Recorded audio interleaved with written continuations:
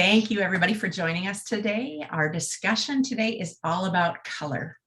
My name is Kathleen Hennessy and I work with Monrovia's PR agency, Axiom Marketing. And I'll be introducing our Monrovia experts in just a second here. But first we have a few housekeeping details to go through with you. We are recording today's session, but don't worry, you will only be seeing the presenters. Attendees are muted and your cameras are turned off, and so we can't see or hear you. But we are encouraging everyone to participate by asking questions. And you can do that by typing your questions into the Q&A box in your Zoom control panel. We'll be monitoring these questions and we'll have time at the end to answer a few live. But we also have some Monrovia sales team members here who will be answering those questions as they come in. So please ask away. My guess is that we won't get to everybody's question, but we will follow up with everyone to make sure that they have all the information that they need. We will have another opportunity for you to take part in today's discussions. We'll be asking your opinion later on the topic of color. So get ready to participate by answering our poll question. So let's get to it. I'd like to introduce you to Monrovia's CEO, Jonathan Pedersen. Jonathan has spent the last 25 years in horticulture, and he joined Monrovia in 2013 to head up business development and eventually sales. He became CEO in 2021. And Jonathan has worked in many areas of the horticulture business, including sales, marketing, operations, and retail. He's considered an industry leader and a passionate plantsman. He's been responsible for some of the largest plant introductions in the country. Hello, Jonathan. Good morning or afternoon, depending on where you are. Exactly. Next, I'd like you to meet Katie Tammany. Katie is Monrovia's Chief Marketing Officer. With more than 25 years of experience in lifestyle and leisure and horticulture industries, Katie has been tracking trends and helping companies prepare for the future throughout her career. She's the former editor-in-chief of Sunset Magazine and Sunset Books, and she has an intuitive sense of really what drives consumer lifestyle interests and their relationships to brands. She has helped several companies and nonprofit organizations attract new audiences and drive loyalty. Hi, Katie. Hello. Good to be here.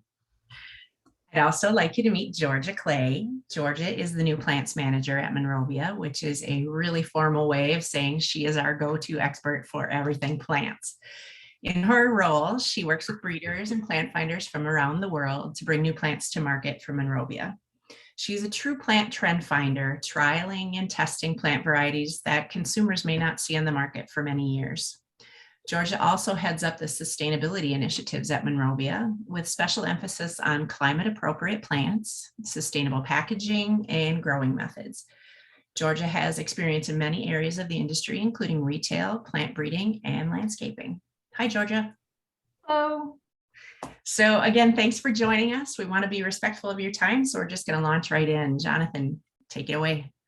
Well, thank you, Kathleen. And yeah, it's spring, so I know everyone's super busy and we really appreciate you taking some time out of your busy days to spend it with us. And we're excited about 2022, even with some of the stuff that seems to be going on in the world today. There still seems to be a real consumer appetite for new plants and plants in general, and especially cool new color. And that's what we're going to talk about today, is some of the great new things that we've got coming that are really colorful. And so with today's agenda, looking at our color program and what we're doing to maybe match timing, ways to reach consumers with those color options. And Katie's going to go through that. And then Georgia will finish it up with some of the new offerings we have for 2022, specifically around some of our new color offerings. So let's dive in. So we took these photos yesterday. It was a bit of a gray, wet, rainy day in Oregon. But I think one of the things that we wanted to really make sure everyone knew is that all of our nurseries, we're really trying to make sure we time markets, and we sell across the country. So being able to use different environments at all four of our nurseries is what we do to really continue to have color. And maybe it's having that echinacea or a heuchera and have it in color all the way from mid-February for a warmer climate and then all the way through the summer months in northern markets. And we're able to utilize our 4 nurseries to really roll through crops and have them fresh and always in color for many, many months. We have spent the winter months here at Monrovia putting up new greenhouses at 3 nurseries: Georgia, our Georgia nursery in Cairo. We've got around about 12 acres up and already full. And this is a photo of some in Oregon that have got fresh new perennials that were just canned yesterday and the last week. And as these greenhouses go up and get covered with plastic, the canning line is following close behind.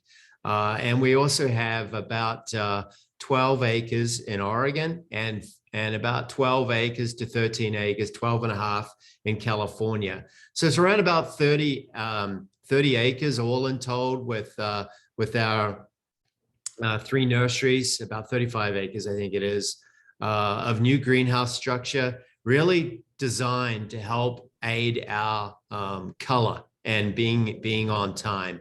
And you can see in the photo on the left here, where we've got perennials planted outside. We may also have those same varieties in a hoop.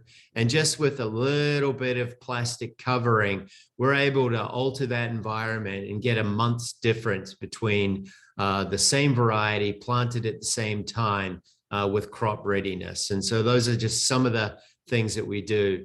You can see when these are all put down, they're all put down can tight. Those are all put down by machines with forklifts. And you can see the irrigation runs along the center of the house up above to keep it out of the way so that we can get our forklifts in and out efficiently and be able to then go in space crops and get them ready for you. So next slide. So focusing on premium quality as job number 1 at Monrovia, but it really is timing markets as well. Our perennial and color offering, and I use the word perennial a little loosely because depending on where you are in the country, there are things that we grow that are perennials in California that are annuals elsewhere. So to us, we call them perennials, but know that that could be something zone 3 all the way through zone 9, because for us, a lantana could also be a perennial. But here you've got Salvia nemorosa varieties and obviously echinaceas, and in the middle there, a new heuchera, and that was a photo taken yesterday of our heuchera crop, 2-gallon crop at our Oregon nursery, heuchera grande amethyst in that photo there. And again, so we're able to really get plants into flower early. We use a night interruption to get things that want long day length to think it's a little longer into the summer, echinaceas being one of those. And you can see that photo on the right there of those echinaceas from our Georgia nursery that was taken last week, all flowering because of the use of night lights and night interruption. So we shorten the night and it gets those plants into flower. So a lot of things to really meet consumer demand when consumers are walking in your doors at the garden center. So first to market, that's really what that is all about. And it is utilizing our facilities. Obviously, Georgia is warmer than it is in Oregon right now. So they've had a lot of perennials in flower for the last month. But with crop timing, we're able to keep crops in flower there all the way through the months of May. And then naturally things start to come on in Oregon towards mid-April and all the way through June and the summer months. But we can manipulate those climates with the use of hoop houses. But I want to make sure that everyone knows what we're not doing is putting things into heated space and really pushing them along, because that makes the plants too soft. And then when they get to you they can quite often fall apart, or they haven't seen any cold temperature. We do vernalize everything that we bring in to make sure that it's climate appropriate. That's very important for echinaceas, and that they do get cooling, which is why those greenhouse spaces are not completely buttoned up, that we allow the temperatures to dip in the evenings so that those plants are hardened off and that they perform well for you at your garden center. But multiple crops across multiple nurseries means that we have a plethora of color. You're seeing just some of it here, between coneflowers to stilbees to sedums. And again, as I said, we focus on a wide variety and really trying to bring new genetics to market as well. And Georgia's going to talk about that.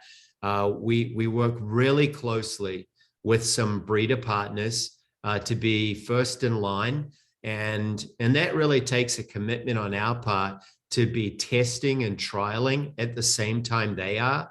And we have probably at any given time in our testing bullpens at our nurseries around about 750 new varieties of perennials that have not hit the market. And a lot of those we test against what we're already growing, and we decide there's no improvement. But every year we do select some that seem to have improved flower performance, a little earlier, more repeat or consistent blooming, better shape, habit, size, and we bring those to market, and we try to be first with a lot of those new genetics and buy up as much as we can at the early stages, because we have already trialed those plants well before you would see them at a normal trial area.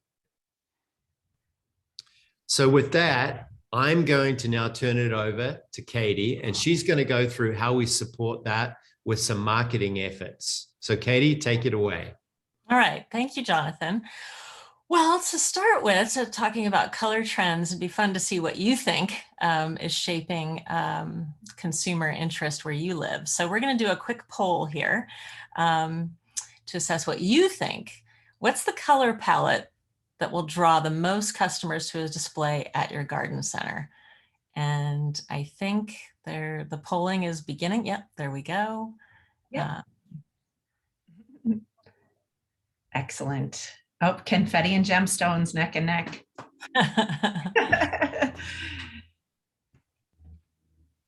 So Kathleen's going to tell me who the winner is. Sure. Confetti is just a little bit ahead of gemstones, actually.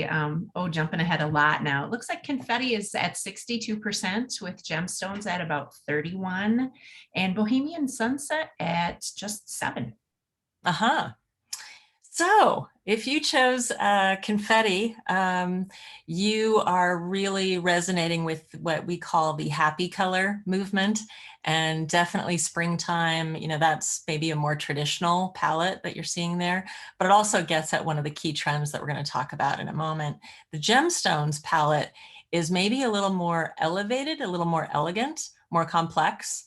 More designer, let's say. And then the Bohemian Sunset is, well, a little bohemian. I mean, it's a little offbeat, a little different. So doesn't surprise me, Kathleen, that those would be the results. And I think that, you know, it just reflects how well you all know your customers. So let's dig into who we think we're reaching. Who are the Monrovia consumers?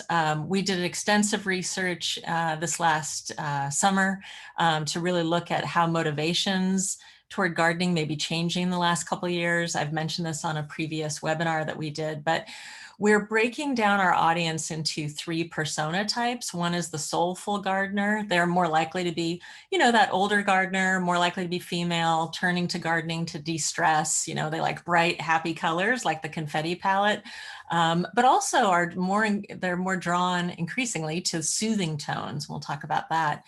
The whole earth gardener tends to be somebody more, you know, mixed in age. So we see a lot of age ranges here. Just as many men as women would kind of think of themselves as whole earth gardeners. Really, it's about finding peace in connecting to nature. And this is a group that's really interested in blending edible plants with perennials, especially pollinator plants, and also in growing organic. So their color interest tends to be very, natural and mixed. They don't just kind of go for a color scheme or style. They're really interested in color with purpose, let's call it.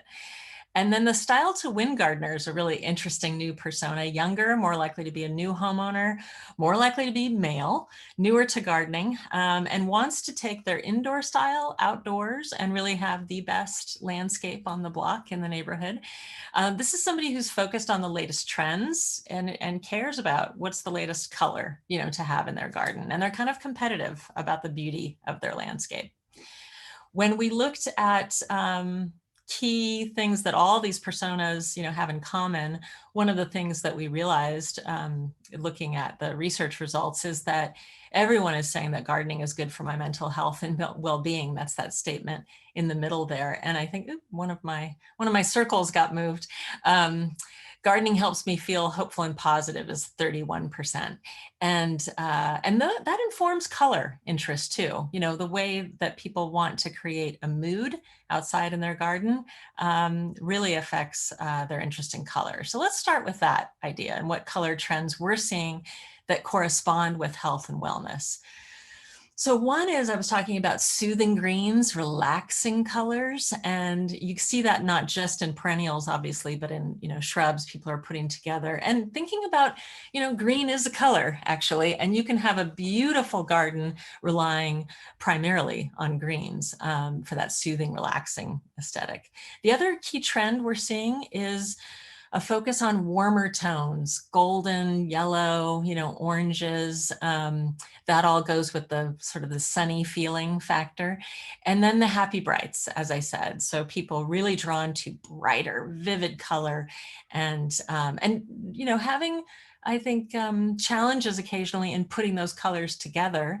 And that's definitely where you can come in at the garden center, because all of these groups that I talked about, these personas, they are all coming into the garden center for inspiration, for ideas, and for relaxation. We're hearing a lot about that as well. So that's one set of palettes that really supports the interest of health and well-being.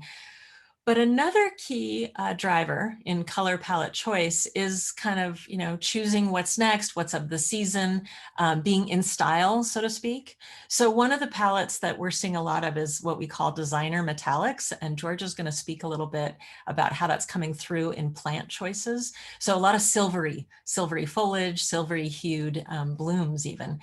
And then the Color Echoes palette, I think, is a more sophisticated way at that warmer palette. And we're seeing a lot of interest from consumers in knowing how to pick up, the eye color of a bloom and mimic that in the leaf color of a coordinating plant. And then I talked about color with purpose. So this is an example of planting, blueberries, maybe with a juga, and really creating a mix of color that, like I said, has multiple purposes. You can, harvest and eat it. You can attract pollinators. A wide interest in seeing edibles with blooming perennials and having sort of an edible perennial garden of abundance look. So how could you bring this to life at your garden center? Here's a few ideas. One is to really talk about colors of the season or colors for 2022. This is really going to appeal to that younger gardener, that newer gardener that's looking for help, and they want to have their outdoor space as stylish as their indoor space. So helping them through that by matching some colors, maybe on an end cap, putting together, especially putting together lights and darks so you have contrast. That's another key color trend that we've seen growing really popular. So you could have something like the heuchera, the amethyst that Jonathan was talking about with something like senecio, angel wings, or another silvery foliage And just pairing that together gives the consumer instant ideas. So look at your order, think about the plants that you could put together on an end cap to create a really interesting display. Another idea we're seeing is a mix of pottery and plants to show off a palette. So this gives that consumer instant success in putting the look together, not just with the plants, but seeing how you could display it in a container. And then if you've got a little more space in your garden center, I think the other thing that we'd recommend is creating what we call soothing color islands. You know, maybe you have a fountain nearby, a water feature, and it doesn't have to have a lot of blooms in it. You can actually show people how to create with, as I said, green as a color, as well as, you know, maybe choose one other flowering color, in this case, purple, and show your consumers how to put that look together to create a soothing space. So a few ideas for you to think about as you're rolling into spring that might help freshen your take on color. So now I'm going to turn it over to my workmate here, Georgia, to take us through some new plants. Thank you, Katie. Yeah, so today is all about color, and we have added a ton of new color varieties this year that we are really super excited about. The first being this Casablanca Lantana. This is a new Monrovia exclusive lantana. We have our first crops coming on really soon out of our Cairo, Georgia nursery, sort of a soft release this spring, building numbers as we go along. So hope to have more numbers coming throughout the rest of the year, and then obviously more coming on next year. But this is a fantastic variety. It's cold hardy all the way down to zone 7.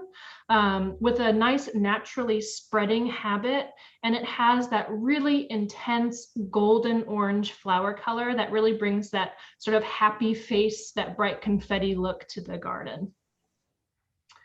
And then another lantana that we are loving is Hot Blooded. This is a photo of our current crop on the ground in Georgia. This is our first one to come out, looking really fantastic. Has that phenomenal dark red flower color. This one is also completely sterile, so that's really great for those in the South where that sterility is a key issue. Not quite as hardy. This is zones 10 and 11, so annual in some spots, but can be, if you're really quite warm, it can be a perennial. Another new plant that we've added with phenomenal red color is that Uptick Red Coreopsis. This is the newest in the Uptick series, that gorgeous bright red flower with bright golden yellow tips. The Uptick series as a whole are some of the best performers as far as Coreopsis go. They begin to flower from early summer and then continue throughout the heat all the way into the fall. They also have these really nice short, compact, more bushy habits, which keep it looking really neat in the garden. And then next to that, another red flower, which is a really always a hot color for consumers, is this Dreams Garden Macarouge Begonia. These have been super impressive overall. The flowers are absolutely stunning, super large, super prolific. One of the best red begonias we've seen. It's a true bright fire engine red. This is an annual type, but it does have really excellent outdoor performance and can fill a larger container as well. So really a huge impact in the garden. Yeah, and I think these three really represent this bold, warm look that consumers are increasingly drawn to as well. So kind of an elevated version, again, of the warm palette that we talked about in terms of, you know, health and wellness. Definitely. Yeah, and then moving on to Echinacea, Jonathan touched on our timing and our lights. And this is a snapshot of our current crops in Georgia, looking fantastic. We are continuing with the Sunny Days Lemon and Ruby. You know, we have trialed just about every double flowering variety on the market, and these two have been really super impressive with their habits, their thick, sturdy stems, and the ability to pump out the blooms and hold their color throughout the season. And then Colorific is also looking great. This, of course, is the variety we selected at our Oregon nursery, Monrovia exclusive. Just about to show its claim to fame color differentiation, rainbow of colors from yellows to pink, golden yellow, salmons, and then deep, deep pinks as well. So really lovely varieties right there ready to go. And then I wanted to highlight a few echinaceas that we are first to market on this year. Jonathan mentioned that we work with some of the very best breeder partners in the industry, and that's really what allows us to have these opportunities. We are constantly walking breeder fields, as Jonathan mentioned, watching these plants not only in their fields, but also in our own trialing facilities. And so really excited to have Fresco Apricot, which is almost zinnia-like with its flower, super intense depth of color, almost fluorescent, quite beautiful. And then next to that is Moab Sunset, double electric orange flower, super, super bright, and does an excellent job of, again, holding that color throughout the season, so it just stays nice and bright. And then lastly is Sundial Zenith, a unique yellow double flowering variety with that really narrow surrounding ray and almost a creamy yellow shade. So really quite a unique plant, fantastic habit, and I love that bright green cone as the contrast. Another crop that's looking really great at our nurseries right now is Dianthus. Dianthus is really lovely because there's so many different forms and ways to use it. Katie had mentioned color with a purpose, spoke about utilizing ground covers in an abundant garden. And something like Dianthus Vivid Bright Lights would be a really fun way to play with that idea. This variety spreads to about a foot wide, only going to be about 8 inches tall. It looks absolutely gorgeous in mass and could quickly fill in spaces with those hot pink flowers. A lot of Dianthus tend to flower really well at the start of the year and then sort of peter out in the heat of the hot weather. But Vivid Bright Lights doesn't do that. It continues to repeat bloom throughout the season, so that's really nice as well. And then in the middle there is American Pie, Georgia Peach. Totally different Dianthus, totally different look, more upright with that gorgeous silvery sheen. The flowers and stems are upright, they're strong, and they hold these gorgeous, extra large blush pink with sort of a peachy eye, extremely free flowering and quite fragrant as well. And then next to that is Single Star Fire Star Improved Dianthus. So this is an improved selection of the classic Fire Star. It has that same bright red flower, but with an increased flower count and a more compact habit than the original.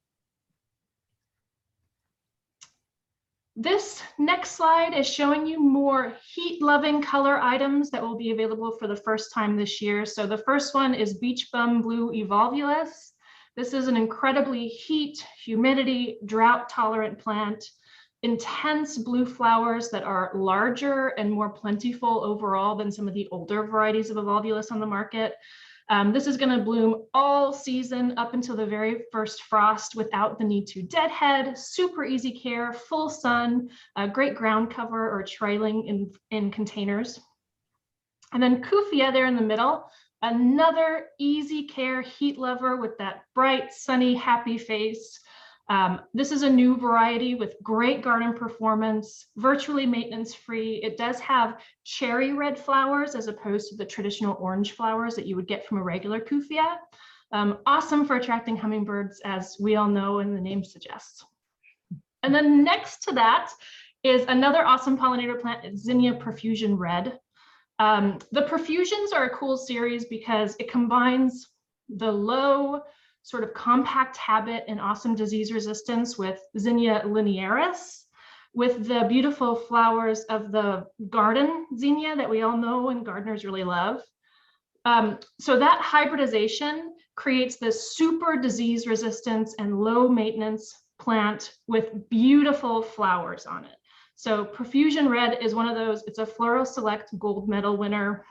We have crops on the ground right now looking absolutely beautiful, awesome uniformity, awesome disease resistance, true red flower from late spring until first frost.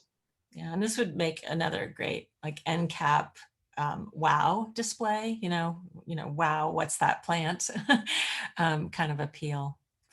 Yeah, and another wow plant, that bright happy face, just to continue with this sort of confetti theme, Dahlia. So we're continuing with a select group from the Happy Days Dahlia series. So orange, red bicolor, yellow, and cherry.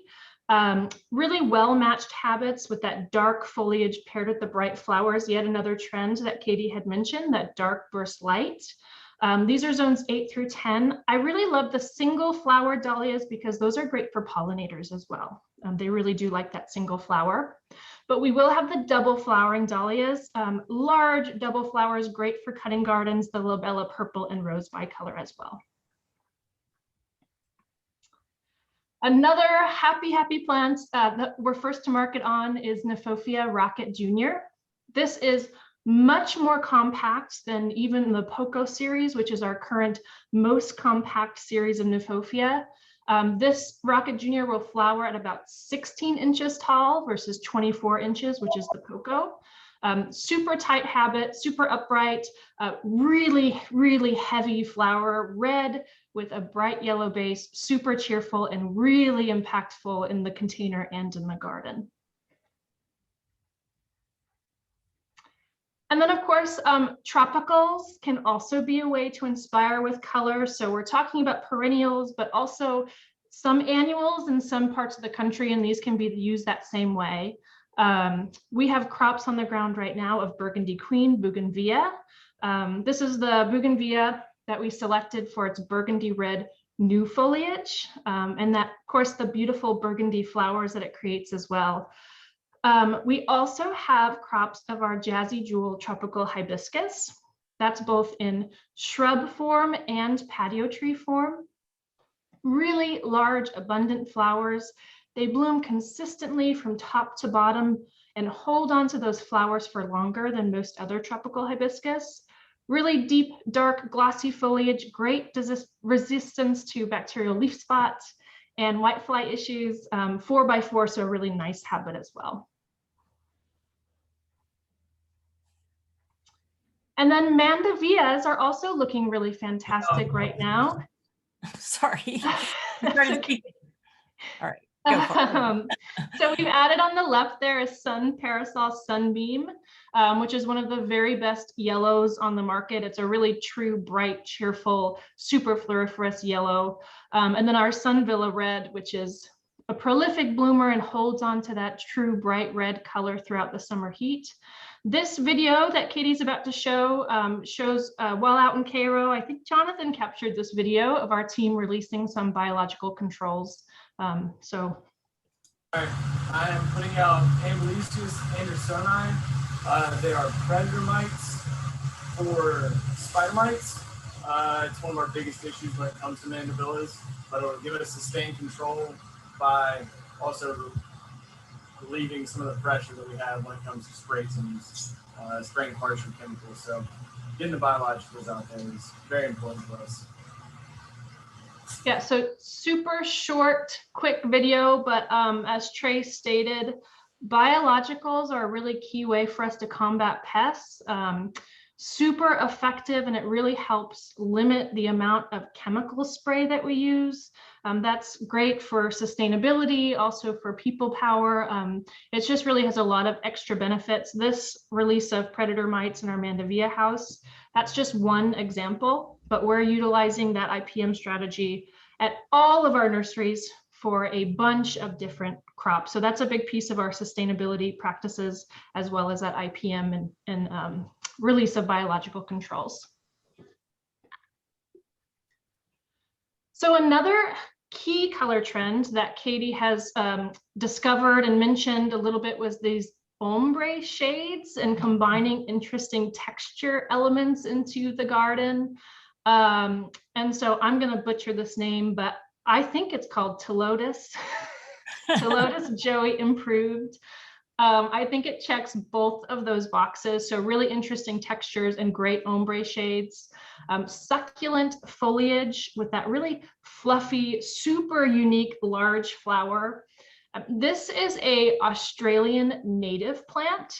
It's going to thrive in really hot, really dry, full sun environments. So it's going to be beautiful in the toughest locations. Joey is an improved variety because it has better branching and more flowers. As you can see in that photo to the top left corner, it just completely covers itself in those flower spikes.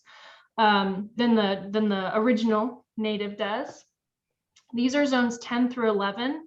So if you're lucky enough to overwinter these, awesome. If not, awesome, awesome, awesome annual plant. They do attract butterflies as well and can be used in cut flowers. And then Ostacade Daybreak is another beautiful plant with that ombre look that we're talking about. Multi-tone apricot, orange, pink flowers on there that are super extra large. This is a earlier to flower osteo, in part because it doesn't have that cooling requirement. So you're extending the season earlier, but you're also, because of its breeding, this was bred in Israel, it has better heat performance than other osteos. So it doesn't tend to stop blooming in the summer. So you do really elongate your season that way. And then lastly is Congoline sedum. This gives you that ombre effect in both the foliage, because the foliage is green and purple and burgundy all at the same time. But it also has a really unique flower as well, which is that yellow and peach sort of ombre combination. This is more of an upright grower, but it's going to stay nice and sturdy both in the container and in the garden. Yeah, and these are all great choices for that more elevated color palette I was talking about too, that's maybe a bit more complex, but still is warm and soothing. So really beautiful.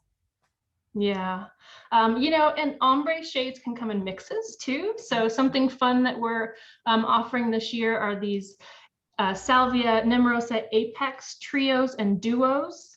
These are, you know, one pot, but we'll have multiple colors in it. So the trio, as pictured, will be Apex Pink, Apex Blue, and Apex White. And then the duo is pink and blue. The colors of the Apex series are super well matched, which makes them really great for mixing. It really blends effortlessly. Also a great series for rebloom. So some of the best rebloomers on the market. And then this is just an overview of our salvia crops. So, you know, those gemstone colors, that the blues and the purples, really perfect for that. Just a brief overview. Dark matter, another Nemorosa type. The flowers on this are super saturated, deep blue, and the flowers are almost double the size of other cultivars. So it has this really fuzzy look to it. To me, it reminds me of an Agastache bloom. It's like, it's really quite large. Also earlier to bloom than other cultivars, including earlier than the Apex, but it does rebloom again throughout the season. And then Hummingbird Falls is zones 8 through 10, so not quite as hardy, but this is one of the first trailing varieties of salvia. So that really unique habit would look great in containers. It can meander as a ground cover almost, or maybe cascade over a wall. So really interesting use of salvia here with this Hummingbird Falls. And then Salvia Big Blue, this is a brand new one we just added, bigger, brighter blue flowers. This is a hybrid between Longi spicata and Farinaceae. Both of those are native to Mexico and southwestern United States.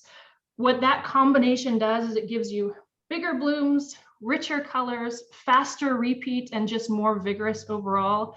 This variety is also particularly attractive to pollinators. It's zone 9 hardy. And then next to that is Sally Fun Deep Ocean Blue, which we've had for a couple of years. This is a Farinaceae variety.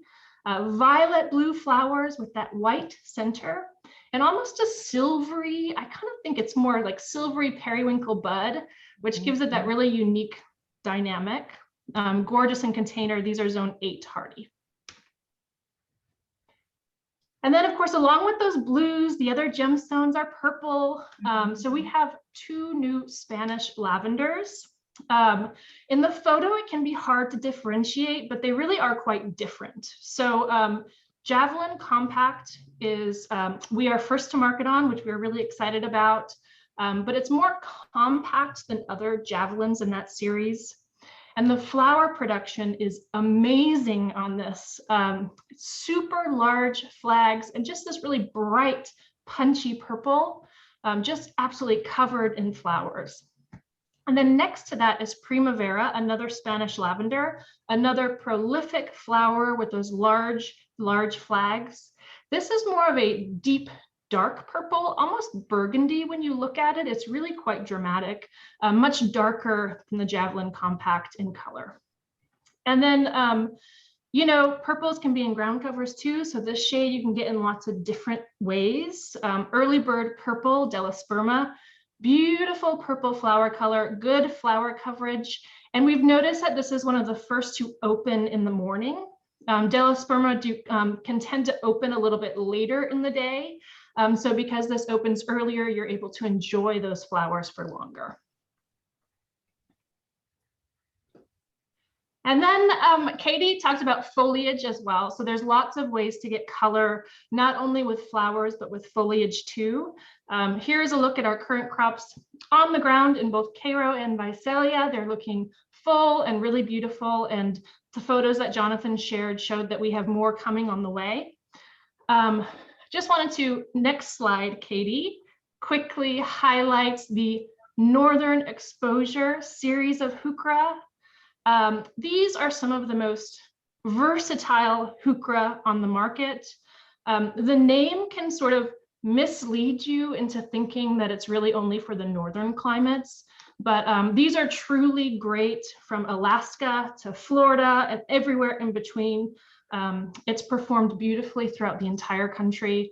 This is bred between Richardsonii, which is a super hardy northern Canadian species of heuchera, and Villosa, which is from the south.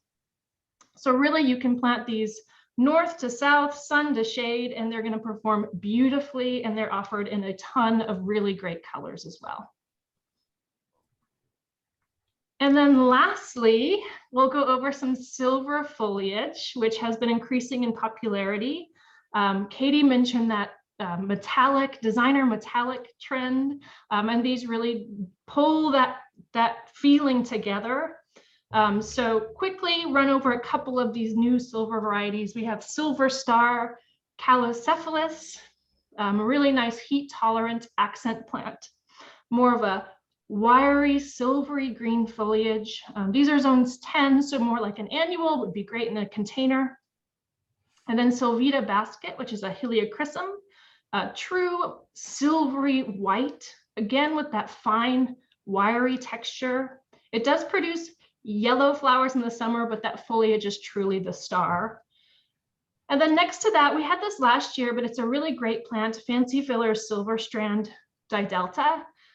More of a thicker, more succulent-like foliage, great filler plant, and really quite bulletproof in the summer heat. And then lastly is Angel Wings Senecio. This one has broader foliage, almost fuzzy to the touch, a totally different texture for all this, and looks really great when paired with brighter colors or darker colors. I was waiting for you to take a sip of water. Pretty incredible, Joy. And then lastly is Brunnera. So Brunnera is great for adding that silver to the shady spots. So here's our quick overview of the crops currently on the ground. We have Silverheart, Jack Frost, and then Alexandria, which is brand new. Next slide, Katie, we'll go deeper into the Alexandria. This is the last one, the brightest silver foliage. This one has a much less green veining than other varieties. So really great for those looking for that true silver look in the shade garden. Quite vigorous and quite large as well. So similar to Alexander's Great in large foliage, large habit with that awesome, awesome, awesome silver color. So if you are interested too in seeing all these palettes in one place, you can go to the content section for retailers on our website and go down to downloadable consumer guides, click on that, and use any of those palettes in any way that you'd like, you know, maybe to inspire, as I said, some displays, maybe to think about how you're putting plants together to really draw your customer to you know, to purchase not just one plant, but maybe, you know, several others. I think impulse buying is still a key part of spring shopping at garden centers. And as I said, you know, our research is showing us that we can reach consumers, you know, through search and digital and print, but they get so much inspiration walking around your garden center, and the way that you can put different colors together to help them feel confident in their garden design really goes so far in making them feel inspired to purchase. Excellent. We do have a couple of questions if you guys Mm-hmm. want to launch into those. Georgia, someone was asking about Dreams Garden. I'm going to massacre this name, Macarouge begonia. Mhm. And they were wondering what species it is. Well, that's a great question. It's a hybrid. It's an annual type. I'm not quite sure of the species, but it's not hardy. Larger leaf, larger flower, but that's about all that I can speak to about the species. Sounds good. Hopefully that gets their question answered for sure. Jonathan, one of the questions that came in was you had talked about all the new greenhouses and about 35 new acres. And the question was, are they in fact new this year? Yes, brand new for this year. Excellent. Yep. In fact, they're still being put up. Supply chain issues. So yes, we've been waiting for plastic and parts and irrigation bits and you name it. So I'd say we're 3/4 built right now, but as soon as one is completed, plants are going right in behind it. So yes, brand new. Another question that just came in, Georgia, back to the begonia. Is it tuberous or fibrous rooted? We get it as a cutting, so we don't plant tubers. I believe it's fibrous, but Jonathan would have to, if he. Yeah, no, you're right. Okay, yeah. And as far as the species goes, being that they are all hybrids, it's all Dutch breeding. They are annual varieties, those ones. We do have perennial varieties as well. We've got the Dan Hinckley begonias. So I think begonias is one of the things that we've seen, it's like a tremendous amount of increase and then in demand, and the color range is ever growing. We're also doing some from Terra Nova that are also perennials, quite heat and drought tolerant, but also make houseplants. Actually, I've got one in my office here that I've had in this office for over a year. So, that it's a broadening category. And I think that you're seeing that, and we've been talking about that a lot, Georgia. I know you talk about kind of temporary houseplants and that being a trend as well. Yeah. A lot of houseplants do, a lot of begonias particularly, they need humidity. And sometimes, I know my home isn't the best environment for a lot of begonias. So yeah, bring them in the winter. They love it. And then they continue to thrive in the summer. So outside. So yeah, really great way to use begonias for those that are hesitant to keep them inside full time. And the foliage perennial types, I think, are also awesome in a shade garden. Something different with variegated leaf patterns than a hosta, bright colors. Also like the Brunner, which is almost like headlights in a shade garden with that bright silver foliage. So a great way to mix up your shade garden and add more texture and light to a shady spot. Mm-hmm. Great. Well, the rest of the questions we were able to answer in the Q&A section. So I think with that, we will turn it over to you, Jonathan, to wrap us up. Okay, well, thanks, Kathleen. I would just add that with new varieties, quite often breeders are very, very careful on zone ratings because they haven't been trialed everywhere. We're doing our best to make sure we get all of those to our Connecticut nursery so that we can at least trial in zone 5. Because quite often a breeder hasn't done any cold hardiness trialing, even on cold hardy type perennials. So we're doing quite a lot of that. So on Terra Nova, which is 30 minutes away from us in our Oregon nursery, quite often on their new varieties, they haven't seen a lot of cold hardy data. And so quite often we'll see a zone move to being more cold hardy. After we've got a little bit more data. But I'd like to thank everyone for their time today. I know everyone's extremely busy with spring, either upon you or right around the corner. We appreciate your time today. And thank you for listening. If you've got advice on varieties you think we should be growing, get in touch with your sales rep. Georgia and I are off to the California pack trials next week, looking at more new varieties to add to our program for the summer and fall and into next spring. And we continue to evolve and change. We appreciate all of your time and thank you very much for your partnership. Have a great spring. Thank you. Thanks everybody for attending. Bye. Bye-bye. Bye.